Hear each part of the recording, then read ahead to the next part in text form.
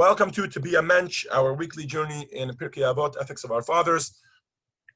Today is the exciting day that we conclude chapter 2 of Pirkei Avot, the second chapter with Mishnah 16, Mishnah Tes Zayin.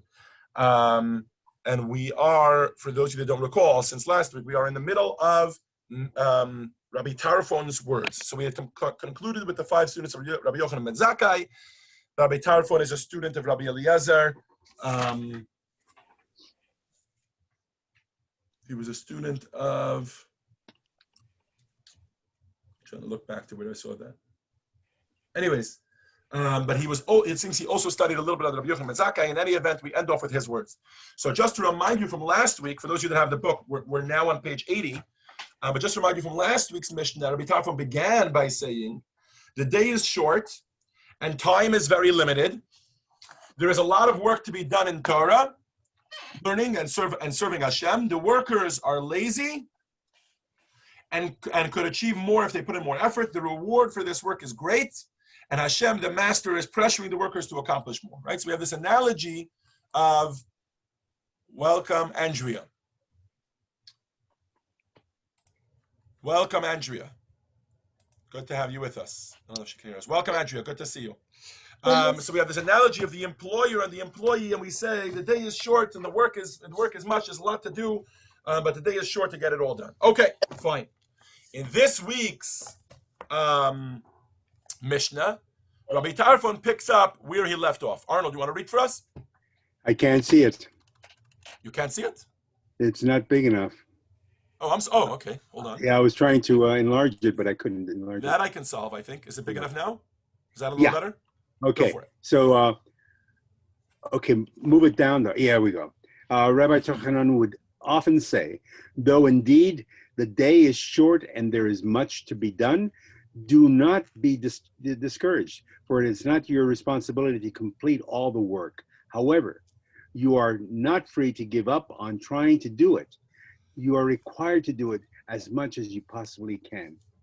If you have learned a lot of Torah, the heavenly court will give you a lot of reward. Your master is trustworthy to pay you the reward for your work.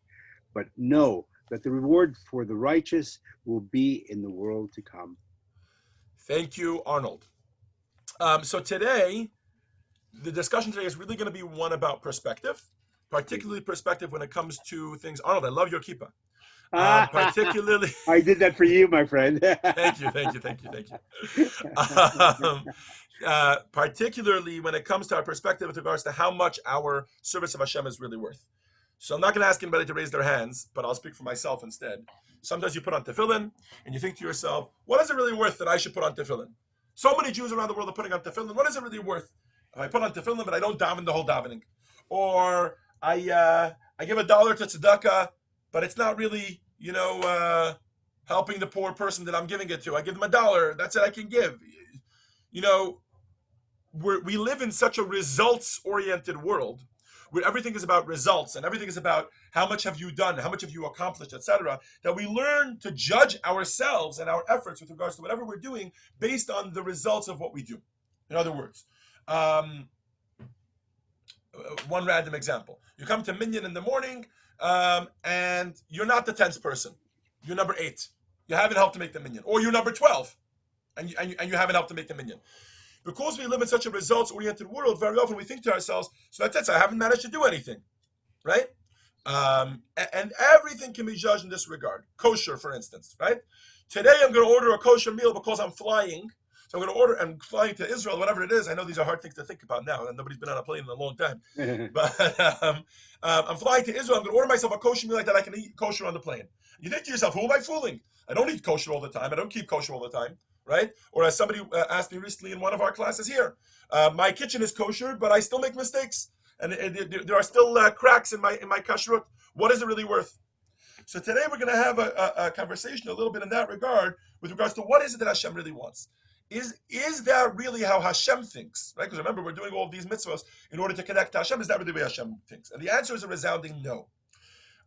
Before we dive into it here in the text that we have here in front of us, I'd like to share with you from chapter 15 of Tanya. Chapter 15 of Tanya really addresses this point. And if you have a Tanya at home, I'd encourage you after today's lesson to go and look it up in the source, in the Tanya itself. But even if not, I'll share with you a little bit here. The Alter Rebbe brings from a verse in Ecclesiastes where Shlomo HaMelech says, V'shavtem uritem, you will sit down and you will see the difference. Bein tzaddik l'rasha, between a righteous person and a wicked person. Bein oved elokim l'shelo avodah, the one who serves God and one who doesn't serve God. The Alter Rebbe asks a simple question. Shlomo HaMelech, King Solomon, is telling us, sit down and check out the difference between all of these different types of characters. A righteous person and a wicked person, and someone who serves God and someone who doesn't. I don't get it. If he already spoke about a righteous person and a wicked person, isn't that someone who serves God and someone who doesn't? So the only person you're left with is the Benoni, the person who's in the middle, right? The intermediary, the in-betweener, the person who's in the intermediate level. Says Shlomo HaMelech, so what does it mean, someone who serves God and someone who doesn't? If someone serves God, then they're righteous. If someone doesn't serve God, then they're not righteous. Right? What's going on here?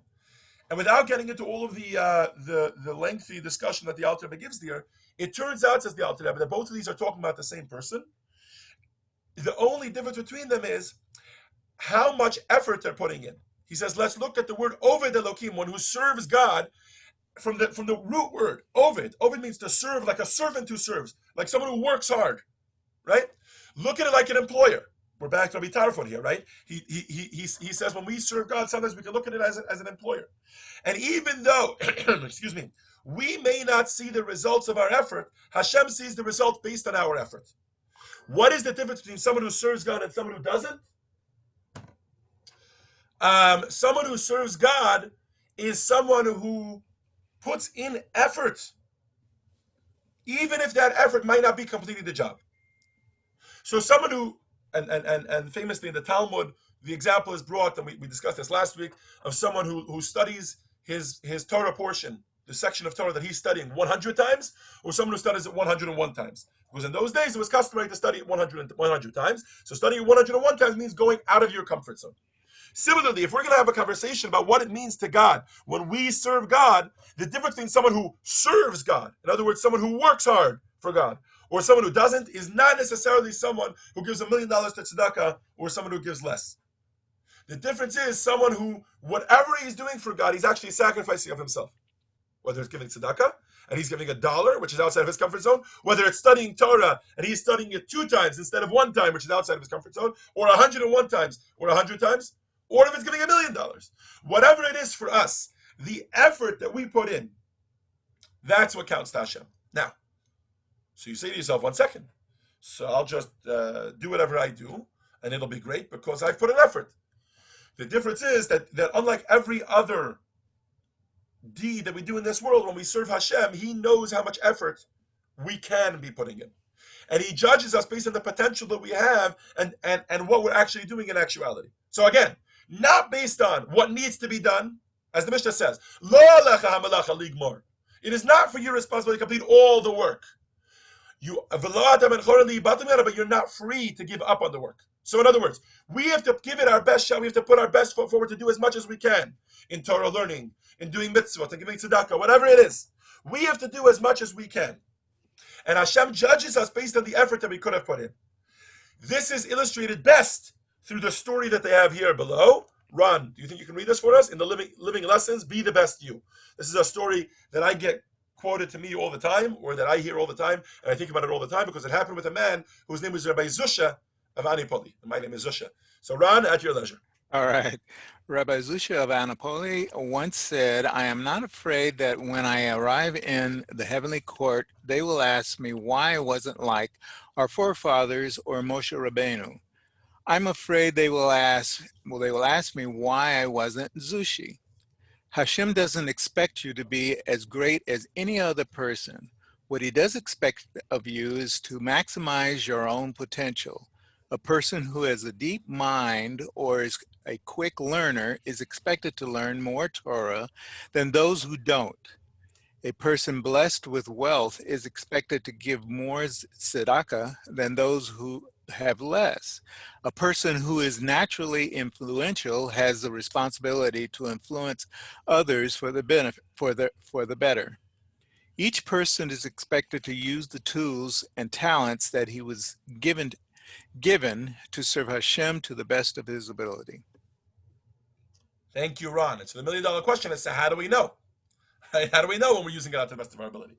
Obviously, this is something that's between a person and God, and only a human being can know when he's using all of his efforts and putting his best foot forward and actually fulfilling his potential. And it's not, by the way, let's clarify this now, even though it's not the topic of today's lesson. It's not upon us to judge any other person. So, for instance, as a rabbi, it's not my business to go around saying, "Hey, you, how come you're only giving $18 to tzedakah like everybody else?" Right? You know, sometimes in shul, people have to raise their hands to see how much tzedakah they're giving. And it's not my job as a rabbi to say, "Hey, how come you're only giving $18? The other guy gave $18. That's what you can afford, but you could afford $1,800. How come you're not giving it?" It's never a human being's responsibility to judge the other human being and tell them how much effort they should be putting in. But between ourselves and God, we have to know, am I giving the amount of tzedakah that I can give? Am I learning the amount of Torah that I can learn? Am I davening as deeply as I can? Am I doing as mitzvahs as much or as beautifully as I can? Am I showing up to minyan as often as I can, right? These are all things that are only between us and God. Where are we here? So, comes Rabbi Tarfon, he says to us that it's kind of a two-pronged, there's two sides to this coin. On the one hand, he says, stop beating yourself up for not conquering the entire world. Lo alecha melacha ligmar, the work is not yours to complete. You don't have to make the whole world a better place. The problem is that when you tell that this, and he tells us this, by the way, because just last week he told us, Hayom katzav melacha meruba v'abala b'yistochik. He says the day is short, the workers are lazy, and the work is much, and the balabayis, the owner, the employer, God is pressuring. So, whoa, that could lead to a very pressureful lifestyle. Judaism doesn't want us to live with that much pressure. It says, it tells us, don't beat yourself up because you haven't solved all of the crises in the world. No, you shouldn't. You have to do as much as you can do. But then he flips it on its head and he says, but you are not free to absolve yourself of the duty. In other words, you always have to be working to make the world a better place, even though you will never make the world a better place. Even though the entire world is not in your hands, but you have to be doing your part. You should always be working as hard as you can work, as much as you can do to affect your change in this world. This lesson, which is taught us by Rabbi Tarfon, meaning it's being brought to us here from Rabbi Tarfon, but really it can be found throughout the Torah. There are like parsha after parsha and detail after detail in the Torah, whether it's in the laws of sacrifices or whether it's in stories in the Torah. We can find this lesson for us over and over. In the Sparks section here in this book, at the top of page 81, the yellow section, we get two examples of this from inside the Torah. Brett, do you want to read for us a little bit? Go for it. Equally pleasing. Equally pleasing. Equally pleasing. The yellow section. Okay. Oh, there it is. The Torah uses the same expression. It is pleasing fragrance to Hashem in reference to both an expensive animal korban or a simple, cheaper korban of flour, which was offered by a poor person. The Gemara learns from here that to Hashem they are equally precious as long as one has the right intentions. However, if a rich person were to offer the same inexpensive poor man's korban, he would not have fulfilled his obligation. Okay, keep going. And the second, so 1 second. So this is example number one in the Torah from the laws of the sacrifices, right? So there are some sacrifices which it depends how rich you are. That's what type of sacrifice you were supposed to bring. If you were poor, you brought one type of sacrifice. If you were rich, you brought another type of sacrifice, right? Now, I'm no historian, and I don't know that we have any historical reference or historical record to the fact that there were Jews making fun of each other. But if I know human beings well enough, there were definitely people who judged each other back then and said, oh, look at this guy, he's only bringing this type of korban, he's only bringing that type of korban, etc., right? Because that's what human beings are, right? But when we look inside the Torah, the one thing we do have historical record for is that no matter what type of sacrifice is brought, Hashem says the same reference. Hashem doesn't say it like as a statement. But if you look inside the text, you see the same words. Reyach nichoach laHashem. It is a pleasing sacrifice to God, equally pleasing, no matter what type of sacrifice it was. That's one example. Example number two from a story in the Torah. Go ahead, Brett. Do your part. When Pharaoh's daughter saw a basket with an infant floating in the river, the Midrash says that she stretched out her arm to grasp it, although it was far away. Miraculously, her arm lengthened, and she was able to reach the basket. If the basket was so far that it was impossible for her to reach it, Why did she reach out in the first place? Her action shows that when something good needs to be done, we will have to put all the effort we can, and whatever is beyond that, Hashem will arrange. Thank you. So here's an interesting question, right? I don't know if any of you ever thought of this question. I have. When Moses was floating around in the basket inside, right in the Nile. Welcome, Baron. Thanks. Good to see you. When Moses was floating around in the basket, we're all familiar with the story, right? And then Pharaoh's daughter Batya comes, takes him out of the Nile, and he ends up being brought up inside the palace, right? I don't understand. I don't understand. She couldn't reach him. I don't spend my whole day, sticking my hand. I don't stay at home and figure, why should I go shopping at Ralph's? Let me just stick my hand out, and eventually my hand will reach the things on the shelf at Ralph's, and then I'll check out with my hand. I know I can't reach it. I get in the car, I go to Ralph's. Right? That's just how life works, right? And even things that are closer. If I want a book from here on the shelf, I don't stretch my hand up and say, "Oh, the book will come to me." I know I can't reach it. I don't even bother stretching my hand. Then I walk over to the shelf, I take it, and then I come back, right? Why is Batya doing that? One of the lessons that can be taken from that story is that even though we cannot finish the job, we have to start, right? So, for instance, sometimes you hear about a mikveh at Chabad of Pasadena. Here's a good example, right? It's being Yes. built, and the mikveh is short $200,000. I don't know the numbers, but I'm sure it's somewhere around there, right? You think to yourself, I don't have $200,000, so I'm not going to give anything. Obviously, the answer is that that's not the case, right? You give $1, and then the rest Hashem will send. I cannot afford to buy a pair of tefillin. You come with your $100 for a pair of tefillin. The rest Hashem will fill in, right? That's the way we operate as Jews, and that's the way we operate as people who believe in God. What does that mean?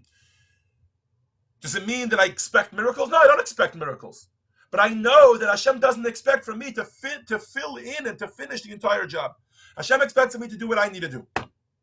And the rest will come. I don't think we have to give more examples. For now, let's move on to. I don't want to exhaust the point, but let's move on to connections. We already discussed this, but let's see it inside. So this is being quoted from Rabbeinu Yonah, and really other commentators point out the same point in the red section. Connections. Baron, you want to read for us a little bit? Can you see that right here? After learning in the previous Mishnah that there is much work and the master is pressing, one might despair. What's the point of trying? I'll never finish it all anyway. This Mishnah responds, it's not your obligation to complete all the work. Do whatever you can. More than that was never asked of you. Nobody ever asked you to change the whole world. Everybody asks you to make your difference in the world that you can make. Right? And that's the connection to the last Mishnah. Because the last Mishnah, right, we always look for the connections between the flow of the Mishnahs. This is an easy one because it's even the same author. Last week was Rabbi Tarfon, this week was Rabbi Tarfon. In any event, so that is the connection to the last Mishnah. Last Mishnah, he told us that the employer is pressuring, and here he tells us you don't have to finish it, but you have to at least get it started. And this applies to everything that we said, whether it's the tzedakah is an obvious one, but even the Torah learning. I've gotten questions from people in the community in the past asking, what's the point of the halacha of the day in the morning, right after minyan, after davening in the morning, we always say one halacha of the day. I don't get it. If we're trying to cover a book, let's try to cover a book. What's the point of learning one halacha every day, right? So look at what he shares with us here. I think, Arnold, we're back to you. In the green section, did you know? Millions of drops. The Torah is like water. Just as water comes together drop by drop until it becomes a stream, learning two halachot today and two halachot tomorrow will eventually turn into a flowing stream of Torah. Right. So thank you, Arnold. So Torah is usually compared to water because it flows from high places to low places. In other words, no matter what status in the world you may be, the Torah flows from high to low, just like water flows from high to low. But here, the Torah is being compared to water in another way, right? This is, by the way, this is from Medrash Rabbah. This is from the Medrash on Shir HaShirim, on the Song of Songs. The Medrash is sharing with us that just as a river, a flowing body of water, think Niagara Falls, right? Uh-huh. How awesome and mighty, and it creates power for the whole, I don't know, the whole New York City, and I don't know how far the power that's generated from Niagara Falls reaches, but certainly if anybody's ever been there, you've seen how powerful the falls are, right? But if you stick your cup into the falls and just pick up, right, while you're on the Maid of the Mist, while you're on that boat that floats around, right? Stick your cup into the water and pick up one cup, you'll see that it's made up of a whole bunch of drops of water. That even the most mighty of waterfalls. So similarly, Torah learning in this world is made up of many different halachos, many different tiny drops of learning. If we learn even for half a second, we've learned some Torah, and that contributes to the massive body of Torah, the Torah that exists in the world, for us all to connect with Hashem. I think the message is clear. We don't have to finish all the work, but we have to at least get a little bit of it done. And we are not judged based on whether we complete the entire job. We are judged whether we put our best foot forward, whether we completed our potential, and we put in our best effort. So thank you all for joining us. Have a wonderful week. Hopefully starting off the week with this studying Torah really affects your whole week.